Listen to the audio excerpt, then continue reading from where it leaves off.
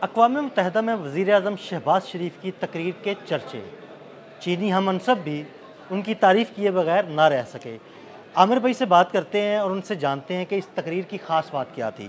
जी आमिर भाई, बड़ी ज़बरदस्त तकरीर थी, बड़ा बड़ा सराहा जा रहा है इस चीज़ को, ज़रा हमारे नाज़रीन को भी बताइएगा। देखिए, पहली बात तो यह है कि अक़वाम मुत्तहिदा की जनरल असम्बली के अंदर इस तकरीर का इंतज़ार सब कर रहे थे और इनसे पहले क्योंकि इज़राइली वज़ीर-ए-आज़म ने तकरीर करनी थी नेतन्याहू ने, और उनको जो पूरी दुनिया ने रिस्पॉन्स दिया वो बड़ा ज़बरदस्त था कि उठकर चले गए। इसके बावजूद कि वहाँ बैठे जो कुर्सी सदारत थी वहाँ से बार बार कहा जाता रहा कि इनकी बात सुने, वो खुद हक्का बक्का शजदर रह गए जिस वक्त दुनिया ने बायकॉट किया। और उसके बाद ये तकरीर थी शहबाज शरीफ साहब की, और शहबाज शरीफ साहब ने क्या खूबसूरत पैराए में, क्या खूबसूरत अंदाज में, मैं बिलीव नहीं करता था कि चाचू जो हैं, मरियम के चाचू जो हैं वो इतना ज़बरदस्त बोलेंगे। किस रवानी के साथ उन्होंने पहले अरबी से अपनी तकरीर का आगाज़ किया, फिर उसके बाद उन्होंने जिस तरह से अंग्रेज़ी में इज़राइल के भारत के लते लिए और जिस तरह जंग मई का जिक्र किया, सब सुनने वाला था। और मेरा ख़्याल है कि मैंने अपनी सहाफ़ती ज़िंदगी के अंदर अपने 28 साल इस कैरियर में आज तक किसी वज़ीर-ए-आज़म को असम्बली में यूँ बोलते हुए नहीं देखा है। इससे पहले कोई बोला हो वज़ीर-ए-आज़म तो मुझे पता नहीं है जी। मैं अपने 28 साल दौर के अंदर तो ये कह सकता हूँ कि ऐसी तकरीर किसी ने नहीं की है।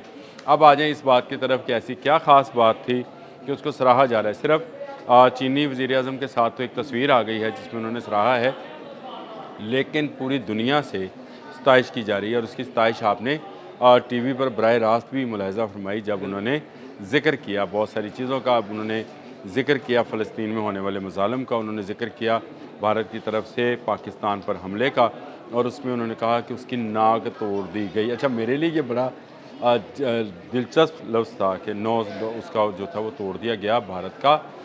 नाक आपको पता है जिस्म का सबसे बुलंद हिस्सा कौन सा है? नाक है। और जब हम अपना नाक ज़मीन पर रखते तो अल्लाह की वहदानियत का कहते हैं कि ये है। ये असल में गुरूर की निशानी है। और आपने कभी जहाज़ों की फॉर्मेशन देखी है? वो हमेशा नाक की तरह से बिल्कुल ऐसे होती है। और एक और नाक बहुत मशहूर है, वो एक जानवर का नाक होता है जी, जो सूंघ कर जो है बताता है।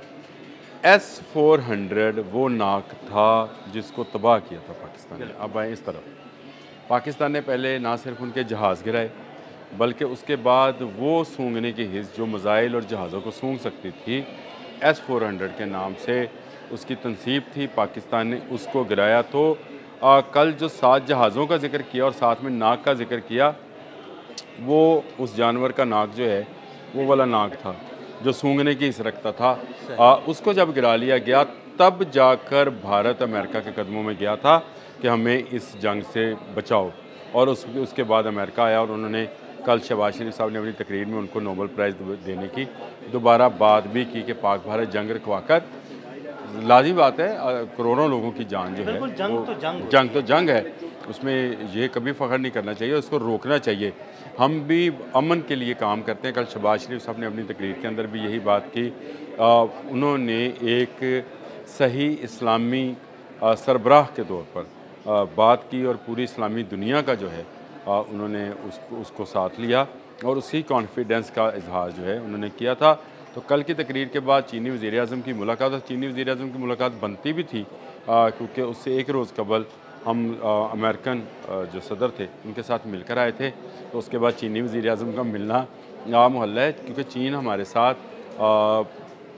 कंध साझी हो, कहते कड़ियाँ साझियाँ ने चीन और हमारा बैरूनी दुनिया की तरफ से हम पर जब दबाव आता है तो इकट्ठे आता है, चीन पर भी और पाकिस्तान पर। अगर कहीं से रिलैक्सेशन आती है तो इकट्ठी आती है।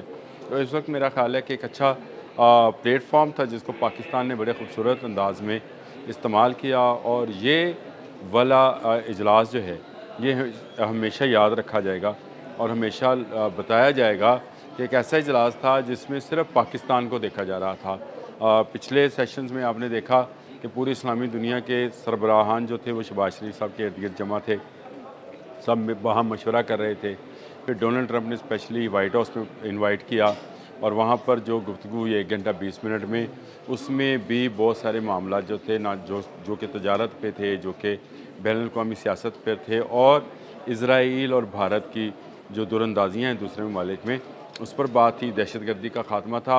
अमेरिकन कंपनी को पाकिस्तान के अंदर दावत थी। ख़ुद डोनाल्ड ट्रंप साहब को भी दावत दी गई कि वो पाकिस्तान का दौरा करें। तो मैं ये समझता हूँ कि ये एक कामयाब सफारती दौरा रहा वज़ीर-ए-आज़म का और हमारे फील्ड मार्शल हाफ़िज़ आसिम मुनीर का। इसमें हमने बहुत ज़्यादा गेन किया है। और वो जो ख्वाजा आसिफ ने ट्वीट किया है जिसमें उन्होंने कहा कि इस 2025 में हमने विन विन पोजीशन में रहे हैं हर तरफ से।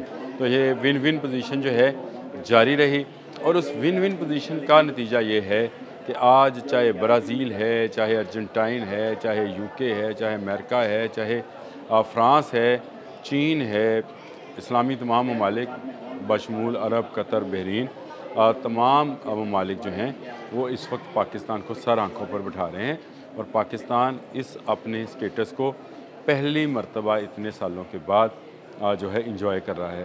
तो इस तकरीर के बाद मैं ये समझता हूँ कि अक़वाम मुत्तहिदा में इससे जामिया तकरीर नहीं हो सकती थी, इससे मुफस्सल तकरीर नहीं हो सकती थी और इससे बेहतर तकरीर नहीं हो सकती थी। शहबाज शरीफ वाकई छा गए। मैं तो कहूँगा चाचू वेल डन कि आपने अक़वाम मुत्तहिदा में सही मुकदमा लड़ा, पाकिस्तान का भी और फ़लस्तीन का भी, और इसकी मुझे बहुत खुशी है। बहुत शुक्रिया अनवर जी। बिल्कुल चाचू वेल डन। बहुत ही खूबसूरत तरीके से पाकिस्तान का और फ़लस्तीन का मुकदमा लड़ा। आमिर भाई ने बड़ी तफसील के साथ आपको इस तकरीर के बारे में बताया।